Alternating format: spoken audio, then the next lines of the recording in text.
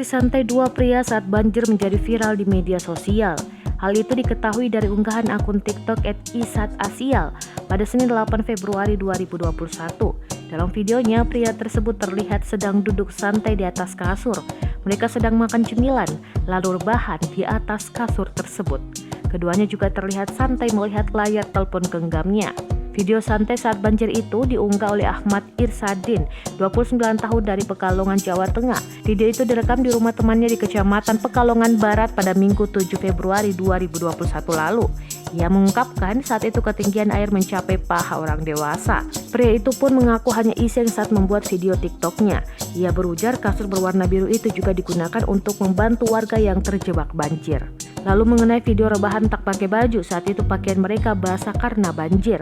Ahmad mengungkapkan saat ini banjir di Pekalongan sudah surut.